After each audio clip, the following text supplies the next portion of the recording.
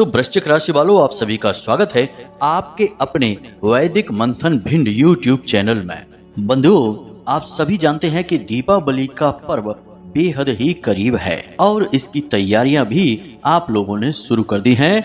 अब हम आपको बताने जा रहे हैं एक ऐसा बेहद ही चमत्कारी और शक्तिशाली उपाय, या यूं कहें कि बेहद ही दिव्य क्रिया, जिसे आपको दीपावली के पहले ही पूर्ण कर लेना चाहिए। जी हाँ बंधुओं, तो आपको करना यह है कि दीपावली के पहले किसी अंधे भिखारी को दान कर देनी है यह एक छोटी सी चीज, और आपको यह दान बेहद ही चुपचाप करना है, किसी को भी ना दिखाना है और ना इसके बारे में बताना है।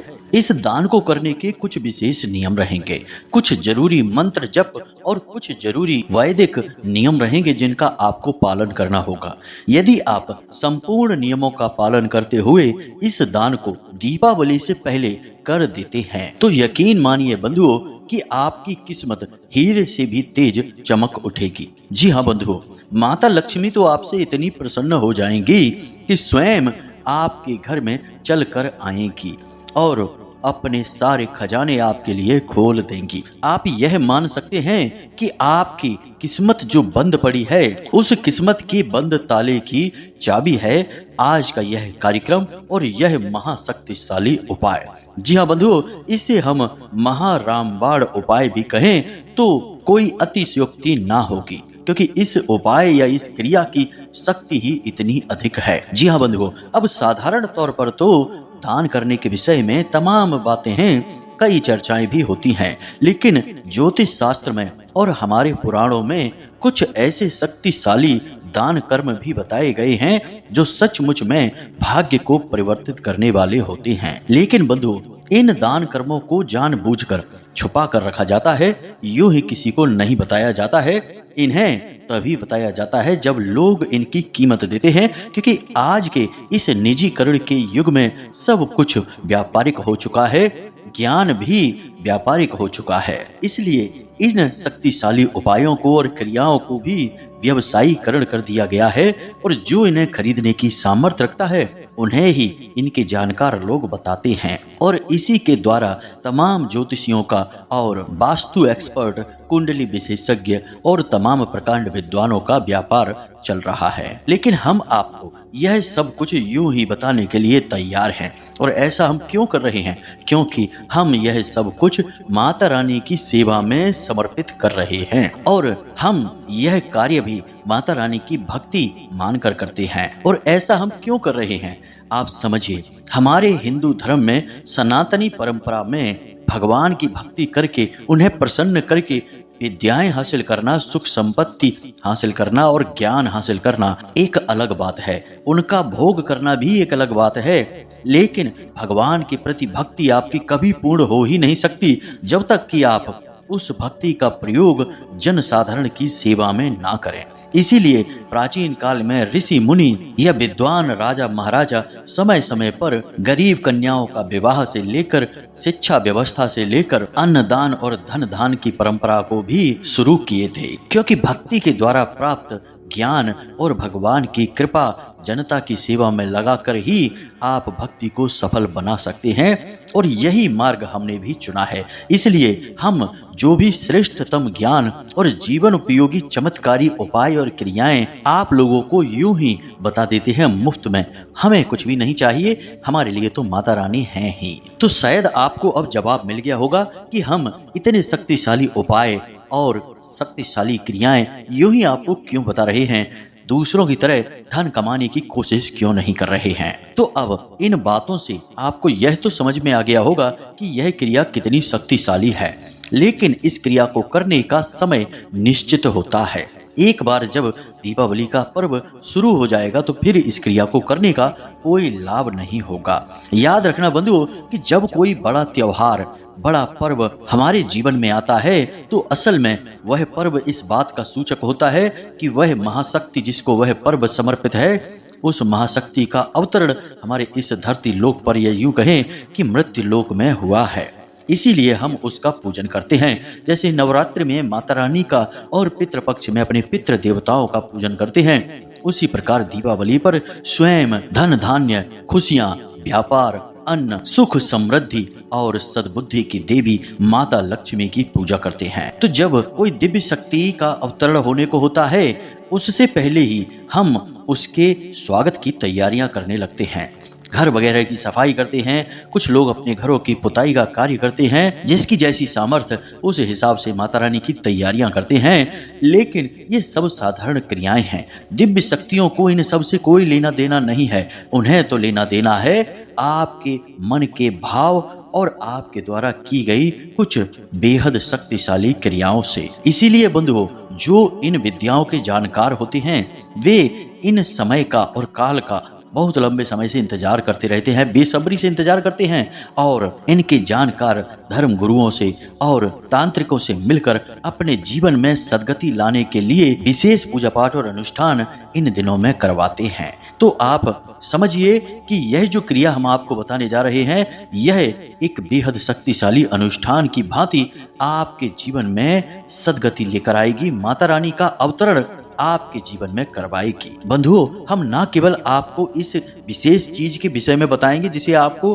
अंधे भिखारियों को दान करना है, बल्कि हम आपको बहुत ही विशेष वैदिक परंपरा से कैसे दीपावली के त्योहार की आपको तैयारियां करनी है, क्या कार्य आपको करने अब से ही शुरू कर देने चाहिए, ताकि माता रानी आपसे बेहद प्रसन्न हो जाएं और आपकी की जाने वाली पूजा पाठ और अनुष्ठान सफल हो जाएं। क्योंकि बंधुओं, केवल एक दिन बस माता रानी की आरती गा देने से माता रानी प्रसन्न नहीं होती। यह तो सभी करते हैं, फिर भी दुखी रहते हैं, माता रानी की कृपा नहीं मिलती है।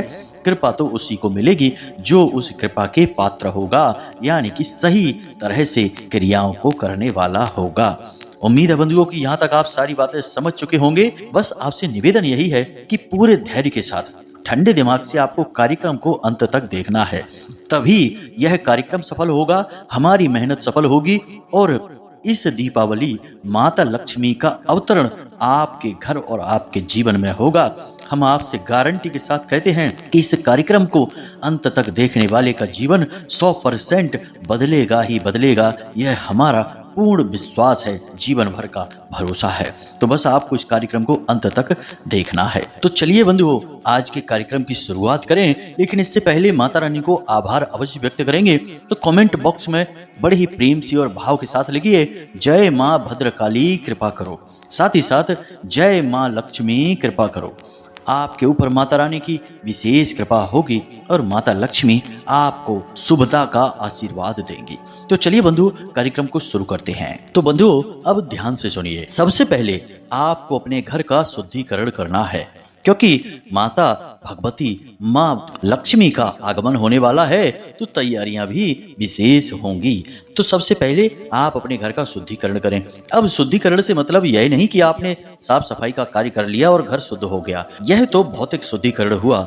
हम बात कर रहे हैं सूक्ष्म शुद्धिकरण की, यानी कि आपके घर को पूर्ण पवित्र करने से, आपके घर में ठहरी हुई नकारात्मक ऊर्जाओं को दूर भगा देने से हमारा मतलब है। तो आपको यह कैसे करना होगा, जरा इसके लिए संपूर्ण विधि को ध्यान से समझ लीजिए, नहीं तो आप फिर विधि मिस कर देते हैं और मैसेज करके पूछते हैं कि गुरुजी आपने क्या बताया था, हम चीजें भूल गए हैं। तो ध्यान से सुनिए। सबसे पहले आपको अपने घर में संपूर्ण स्थानों में, चारों कोनों में, ब्रह्म स्थान में और संपूर्ण दिशाओं में, यानी कि पूर्व पश्चिम उत्तर दक्षिण दिशा हो गई है और इनके बीच के जो कोण होते हैं, कुल मिलाकर 8 दिशाएं हो रही हैं। तो 8 दिशाओं में आपको गंगा जल का छिड़काव करना है। उसके बाद आपको अपने घर के हर एक कोने में लौंग का एक एक जोड़ा भी रख देना है।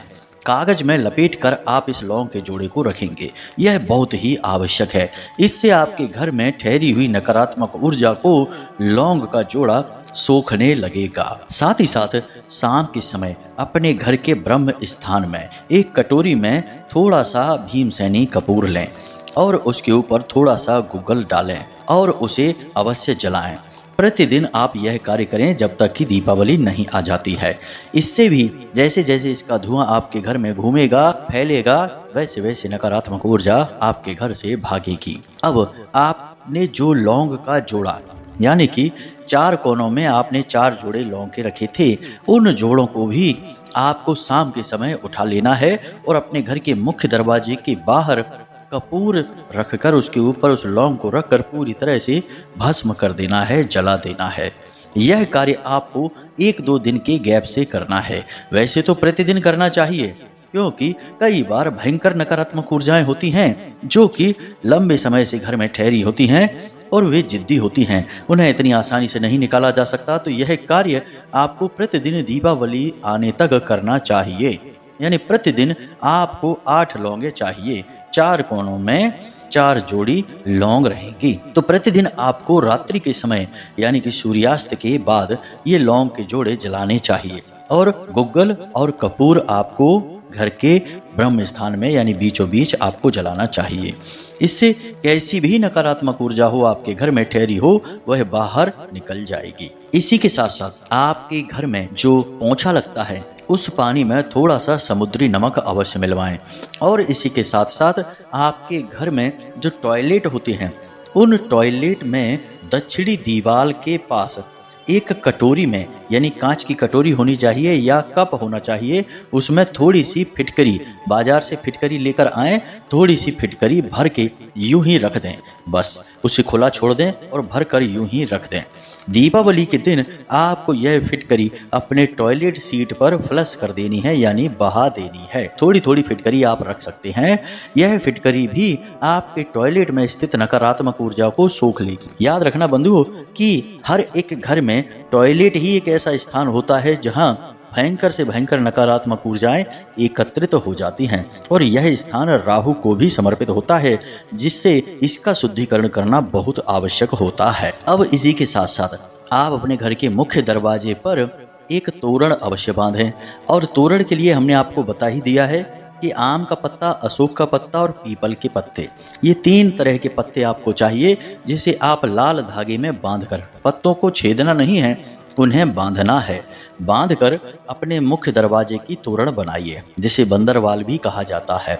तोरण अत्यंत आवश्यक है और यह किसी भी विशेष त्योहार से पहले ही घर में लग जानी चाहिए। लोग उसी दिन लगाने के लिए बैठे रहते हैं, लेकिन यह गलत है। यह दिव्य शक्तियों का स्वागत है और उनके स्वागत की तैयारी है, तो यह पहले से ही तो की जाएगी। कभी ऐसा होता है कि कोई मेहमान घर पर आ जाए, दरवाजे पर खड़ा हो जाए, तब आप उसके लिए दरवाजे पर स्वागत की तैयारियां करने जाएं? जी नहीं, पहले से ही तैयारियां की जाती हैं। तो तोरण अवश्य लगवाएं। इसी के साथ साथ अपने घर के मुख्य दरवाजे के दोनों तरफ एक एक हल्दी से स्वास्तिक भी बनवा दें। बहुत जरूरी है यह स्वास्तिक। साथ ही साथ पंचशूलक भी लगा दें। पंचशूलक यानी कि हाथ के पंजों के निशान, और ये जोड़ी में ही लगेंगे, एक एक पंजे का निशान ना लगा देना। तो पंचशूलक दोनों तरफ दरवाजे के अवश्य लगा दें। इसी के साथ साथ घर के मुख्य दरवाजे के ऊपर की ओर एक श्री अक्षर अवश्य लिख दें। श्री अक्षर असल में माता लक्ष्मी का नाम है, तो आप यह श्री लाल सिंदूर से ही लिखेंगे या लाल चंदन से लिखेंगे, इसे हल्दी से ना लिखें। हल्दी से आपको स्वास्तिक बनाने हैं, इसके बारे में हमने आपको बता ही दिया है। यह आपके घर की तैयारी हो गई है पूर्ण शुद्धिकरण के साथ।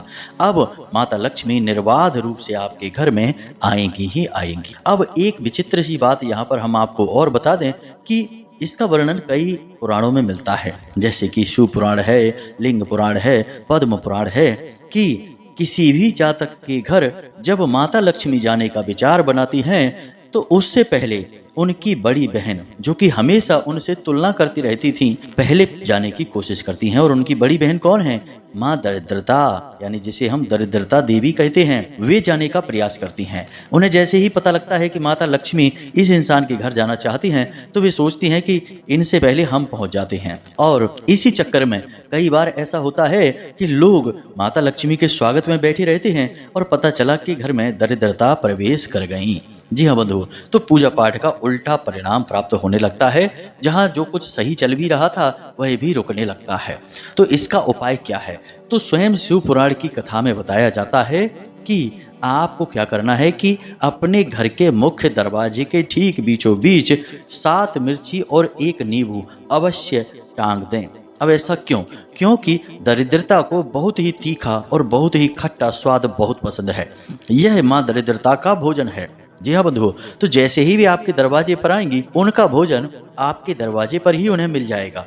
तो अपना भोजन करके वो चली जाएंगी। इसी प्रकार मीठा माता लक्ष्मी को बेहद प्रिय है, तो आपको अपने घर के रसोई में कुछ मीठा अवश्य बनाकर रखना है, कोई पकवान। दीपावली पर भी तो बहुत सारे पकवान बनाए जाते हैं, लेकिन केवल दीपावली के दिन ही नहीं, आप आज जब इस वीडियो कार्यक्रम को देख रहे हैं, कल ही एक मिठाई का डिब्बा लेकर आइए और कुछ मिठाई पवित्र बर्तन में, कोई स्टील का बर्तन होना चाहिए, कांच का बर्तन होना चाहिए, प्लास्टिक में नहीं, उस बर्तन में भरकर अपने रसोई घर में रखते हैं। अब माँ दरिद्रता का भोजन आपने दरवाजे पर ही दे दिया है, माता लक्ष्मी का भोजन आपके रसोई घर में रखा है। जैसे ही माँ दरिद्रता जाएंगी तो उनके पीछे से ही माता लक्ष्मी आएंगी, और माता लक्ष्मी का भोजन तो आपने अपने घर के अंदर रखा हुआ है, यानी वे आपके घर के अंदर प्रवेश कर जाएंगी। अब आपने अपने घर का शुद्धिकरण भी करवा रखा है, साथ ही साथ घर की साफ सफाई आदि अन्य क्रियाएं भी आपने करवा रखी हैं। इन सब से माता लक्ष्मी प्रसन्न हो जाएंगी। अब एक और जो बहुत ही शक्तिशाली और विशेष क्रिया है, इसे भी आपको अवश्य कर ही लेना चाहिए। यह हम अपने बहुत सारे कार्यक्रमों में बता चुके हैं और फिर से आपको बताने जा रहे हैं। इसे हम लक्ष्मी कलश कहते हैं। जी हाँ बंधुओं, और यह कलश आपको हर एक पवित्र त्योहार और विशेष दिन पर, जिसका धार्मिक महत्व हो, ऐसे दिन पर अवश्य स्थापित करना चाहिए। जी हाँ बंधु, और यह कलश आपके मुख्य दरवाजे पर या फिर आपके पूजा घर में स्थापित होता है। हर एक त्योहार की आवश्यकता के अनुसार इसे स्थापित किया जाता है। कभी यह कलश गणपति का स्वरूप बनकर स्थापित होता है, कभी यह कलश माता लक्ष्मी का स्वरूप बनकर स्थापित होता है। तो अब आपको यह लक्ष्मी कलश अपने घर के मुख्य दरवाजे पर स्थापित करना है। जी हाँ बंधु, अब कैसे होगा यह? तो बहुत ही सरल है। आपको एक कलश चाहिए, यानी कि कोई एक लोटा या जल का पात्र जिसका आकार घड़े जैसा हो। कलश मिट्टी का भी हो सकता है या धातु का, पीतल का भी हो सकता है। स्टील का बर्तन या लोहे का बर्तन नहीं लेना है। आपने कलश ले लिया। अब कलश में आपको शुद्ध जल भरना है और उसके अंदर आपको एक सिक्का डालना है और थोड़े से चावल डालने हैं। उसके बाद आपको उस कलश के ऊपर एक बर्तन रखना है, कटोरी जैसा, जिसमें आपको अन्न भरना है, यानी गेहूं भरने हैं। उसके ऊपर आपको एक नारियल रखना है। याद रखना कि लक्ष्मी कलश है तो इसके मुख पर आपको लाल रंग का धागा लपेटना है और लाल चंदन से या फिर सिंदूर से आपको श्री लिखना है इस कलश के ऊपर, और नारियल के ऊपर भी लाल सिंदूर से ही आपको श्री लिख देना है। श्री के ऊपर अंक की बिंदी अवश्य लगाएं, तभी यह माता लक्ष्मी का नाम बनता है। श्री सम्मान शब्द है और श्रीम माता लक्ष्मी का नाम है, तो आप उस पर अंक की बिंदी अवश्य लगाएं। यह विशेष बात है, कोई इतनी बारीकी से चीजें नहीं समझाता जैसे हम आपको बता रहे हैं। तो आपने श्री इधर कलश पर भी लिख लिया है। अब इधर आपने जो नारियल रखा है, जिसे हम श्रीफल ही कहते हैं, उस पर भी लिख दिया है, और उस नारियल के आसपास भी आपको 7 बार लाल रंग का धागा लपेटना है।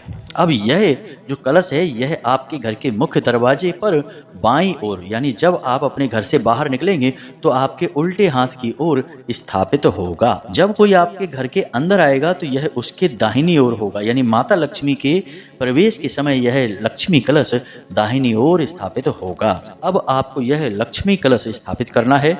अब नित्य की क्रिया क्या रहेगी, क्योंकि यह दीपावली के दिन तक चलेगा, तो आपको रोज सुबह इसमें जो जल है उसे अपने दरवाजे पर, मुख्य दरवाजे पर सिंचित करना है और इसमें ताजा जल फिर से भर देना है, और इसमें जो सिक्का आपने डाला था उस सिक्के को उठाकर अपने पूजा घर में रख देना है। उसके बाद फिर से एक नया सिक्का डाल देना है, कुछ चावल डाल देने हैं और फिर से उसी प्रकार रख देना है, और उसमें जो आपने अन्न रखा था नारियल के नीचे, उस अन्न को भी एक जगह एकत्रित कर लेना है और एक नए अन्न को, यानी कि उसी कटोरी में दोबारा से नया अन्न भरकर फिर से स्थापित कर देना है। प्रतिदिन सुबह सुबह यह क्रिया की जाएगी। इस प्रकार प्रतिदिन एक कटोरी अन्न निकलेगा और एक सिक्का। याद रखें कि आपने 5 का सिक्का पहले दिन डाला तो हर दिन 5 का सिक्का ही डालना है। रोज रोज सिक्के की संख्या नहीं बदलनी है। 10 का डाला है तो 10 का ही डालना है। तो अब दीपावली के दिन तक एक रकम निश्चित हो जाएगी, यानी 50-100 रुपए इकट्ठे हो जाएंगे और लगभग 10 या 8 या जो भी हैं कटोरी अन्न भी एकत्रित हो जाएगा। अब आपने यह अन्न और यह जो धन है, इसे आपको दीपावली के दिन भगवान हनुमान जी के मंदिर में जाना है और वहां पर मौजूद राम दरबार में यह समर्पित कर देना है, यानी दान पात्र में डाल देना है, और यह जो अन्न है वह भगवान के चरणों में रख देना है। जी हाँ बंधुओं, फिर मंदिर प्रशासन इस अन्न का जो चाहे वो करे, चाहे इसे मंदिर के भंडारे में प्रयोग कर ले या जहाँ भी करना चाहे कर लें, आपका काम यहाँ पर पूरा हुआ। यह लक्ष्मी कलश स्थापन की क्रिया थी। हमने यहाँ तक आपको बता दी कि संपूर्ण वैदिक विधि से आप किसी पवित्र त्योहार, वह भी दीपावली जैसे महा त्योहार की तैयारी कैसे करें। जी हाँ बंधु, बेहद बारीकी से सारी बातें हमने आपको यहाँ पर समझाई हैं। अब यहाँ पर हम आपको बताने जा रहे हैं उस एक चीज के विषय में जो आपको अंधे भिखारियों को दान में देनी है। अब क्या है वह, ध्यान से सुनिए। तो सबसे पहले समझिए कि अंधा भिखारी कौन है, उसका वैदिक संबंध किसके साथ है। तो अंधा भिखारी जो होता है उसका वैदिक संबंध शनि देव के साथ होता है, राहु के साथ होता है और शुक्र के साथ होता है। अब ध्यान से सुनिए, जब भी शनि देव की किसी के ऊपर बुरी नजर पड़ती है या यूं कहें कि बकरी दृष्टि पड़ती है, तो उस इंसान का सबसे पहले नुकसान क्या होता है, जरा विचार करके देखिए। आपके ऊपर भी शनि की पीड़ा यदि किसी ने बताई है तो आपका सबसे पहला नुकसान क्या हुआ था?